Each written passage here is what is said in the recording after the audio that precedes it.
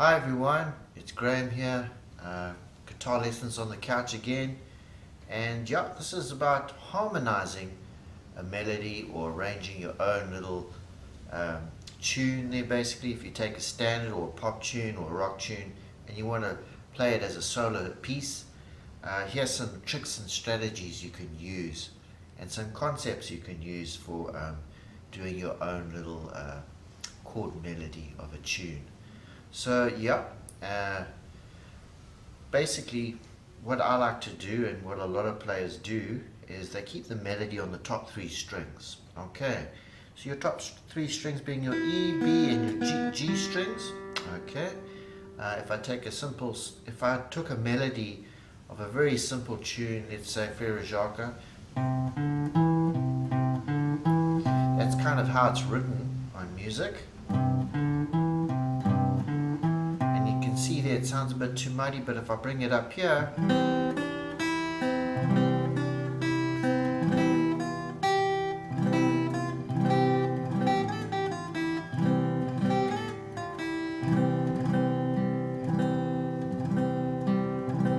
sounds a bit better. Hey? You can hear the melody kind of jumps out a bit more. So yeah, always keep the melody sort of on the top three strings. Sometimes there's a cases in point where you know, you want to keep the moodiness of a certain tune. Some tunes are a bit more moody than others. So, like, I'm a big Rolling Stones fan. So if I do like Painted Black, which is quite a moody song, I want to keep like a bit of a low, sinister.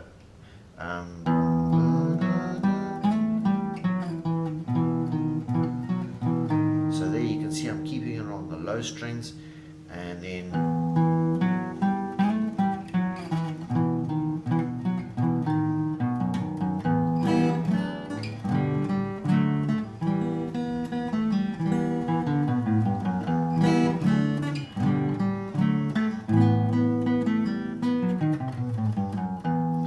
okay, so I'm keeping it there on the low strings, and then just to change the mood, you can go from that low octave to a higher octave in the second verse maybe.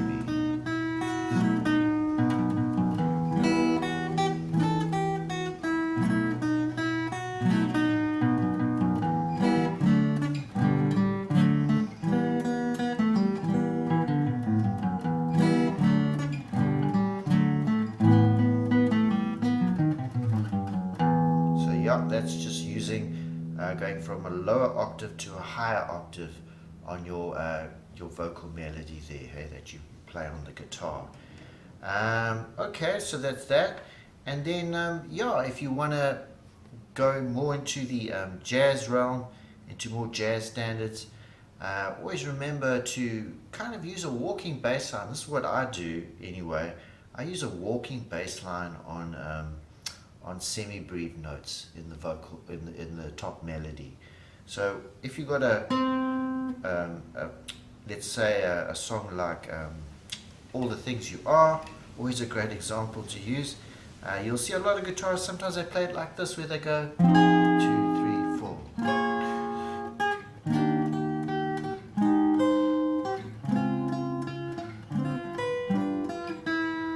Okay, but because they're semi-breves or whole notes, you want to maybe use a bit of a bass line. So like,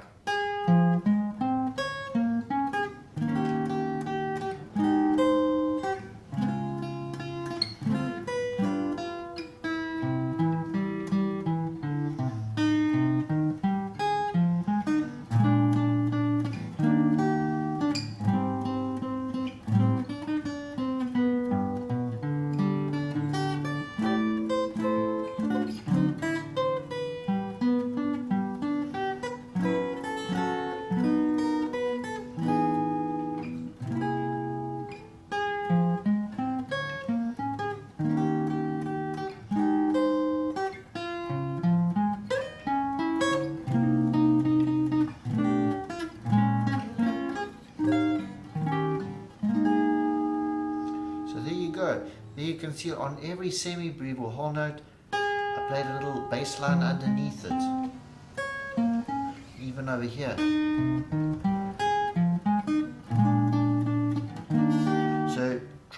that as well, you know, instead of just going. Okay, and that being said, you can also try that idea on like a one note samba where you've got a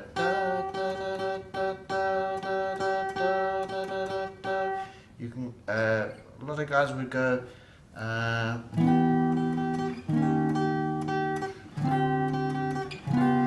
maybe try going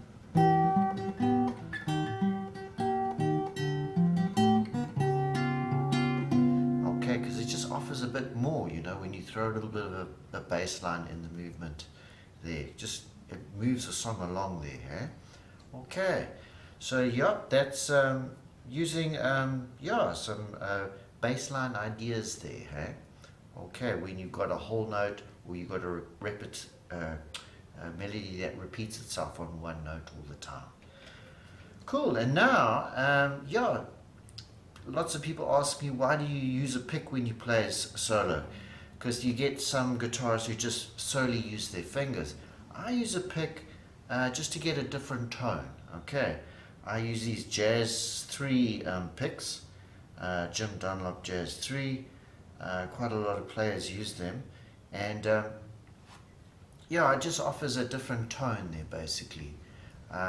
Sometimes if you're playing like a gig, solo gig, and you play your set, and there's been a guy or gal listening to all the set, and you say any requests from the songs I've played, they'll say, okay, play let's say a Beatles tune like Michelle. Okay, so maybe the first time you play it with the pick,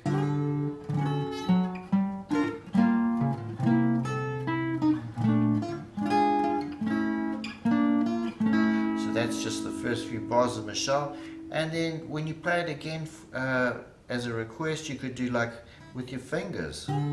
Just offers a different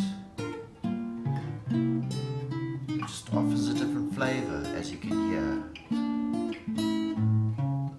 Okay, so yeah, I use the fingers and I use a pick technique purely to get different types of sound, different tones out of the guitar. Eh? Okay, and that being said as well, I don't know about you guys, but when I play a gig, I take my steel string and I also take a nylon string, just to offer a different tone as well. The nylon string offers one tone, the steel string offers a totally different tone. Eh? Okay, and it just gives a nice varied sound, let's say, when you do your gig. So if you can afford it, if you've got a nylon string and a steel string, it's always great to use on the gig. Hey? Okay, so carrying on with the old jazz standards, I'm sure a lot of you have heard maybe a very popular song like Misty, and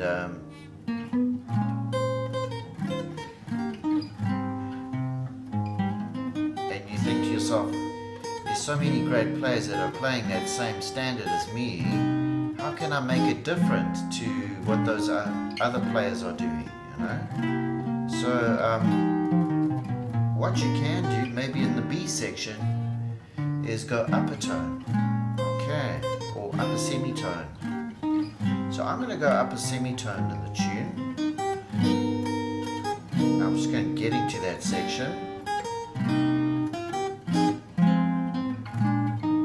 There, I'm going to go into the B section of the tune. Okay, so I go to there. I've played now. I've gone from B flat 7. I'm going to B7 flat 5. The flat 5 is that F there. Okay, and I'm resolving to E6. And then I did a bit of a Ted Greene type harmonic thing, and then you play the second section from, and you know Misty's an E flat, so now you've gone up to E major.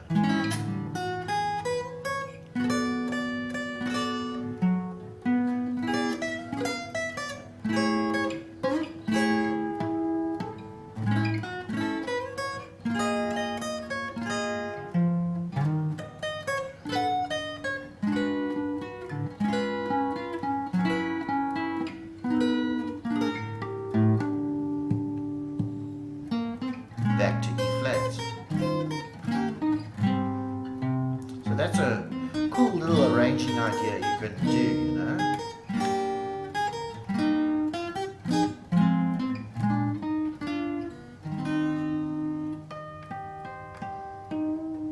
Okay, so yeah, going from E flat up to E, okay, and then when you go back to the A section, go back to E flat.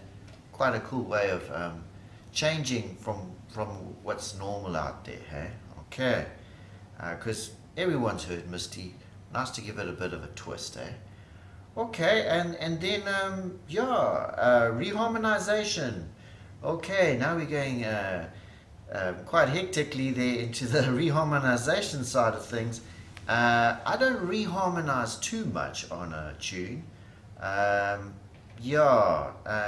I like to stick to the chords the composer kind of put down, and if I do reharmonize, it's basically a melodic motif or section that that repeats itself quite a lot in the tune, and just to starve boredom, I kind of reharmonize it there basically a little bit. So like if you take a song, let's say like Hey Jude by the Beatles, that first section, Hey Jude, don't make it bad.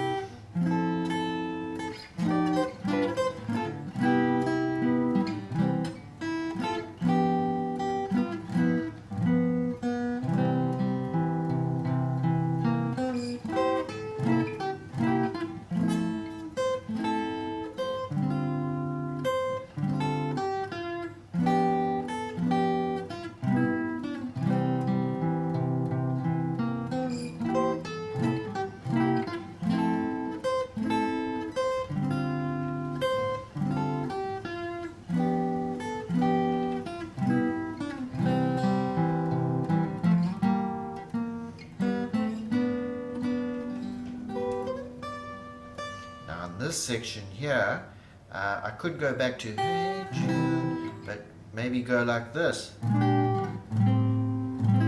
Okay, that's more of a minor tone there. So there I'm going, hey, that's the G there, there's the G there again, and I'm using like a sub 5 there, B flat 7 to A minor, secondary dominant, E7 sharp 9,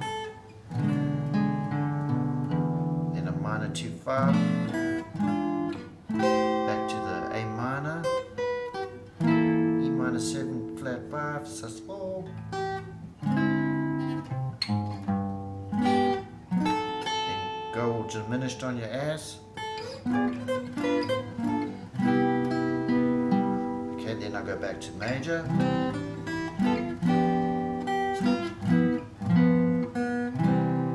Okay, so there, I'll play that section again.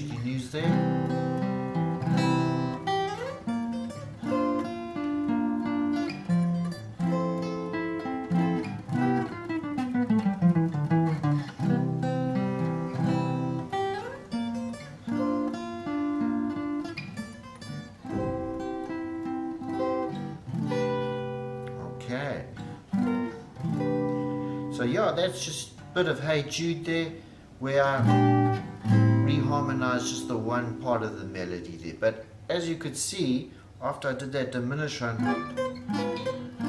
I go back into the major there, hey? Okay. Hey, how's it guys? Yeah. So as you can see now, I've got my good old classical with me.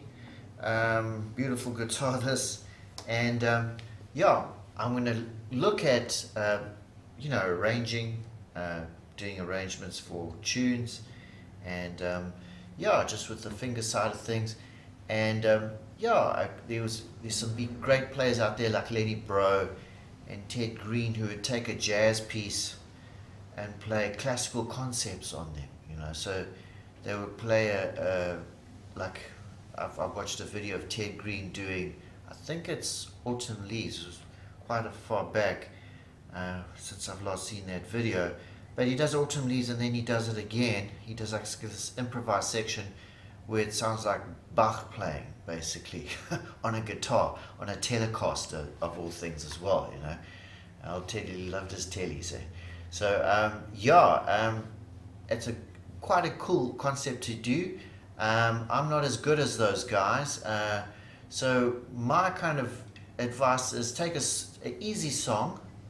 If you're starting up in this kind of way of playing where you mix two genres together basically, and maybe I've got like Big Rock Candy Mountain. I think it's an old American folk tune or trad tune from the States, and yeah, I've kind of done it very lazily with some jazz chords, and then I go into more of a classical approach with it. So here we go. This is just a cool idea you can use, and it's just taking that same old melody, so from the jazz section into the classical section, it's the same melody, it's just a different approach to the same melody basically. So the more of the classical approach and a jazz approach. I start off with kind of a jazzy approach to this. So yeah, dolce, nice and sweetly all the way through, and then into like a classical approach of the same melody. So you're kind of mixing two genres in one there. I've done it on a very simple melody because I'm just not as good as those top players who can do it really well. Hey, so it goes.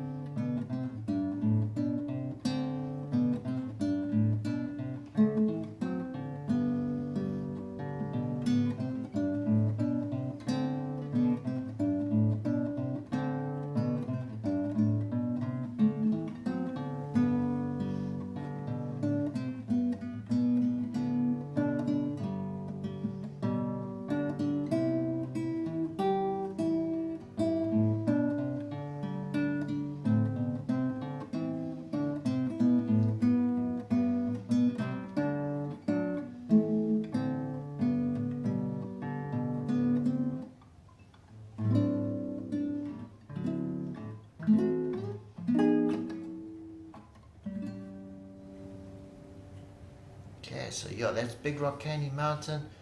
We'll go from more jazz kind of side of things into more of a classical approach, and then end off with like a jazz ending there. So those are all kind of ideas you can use when you're arranging a tune there, hey?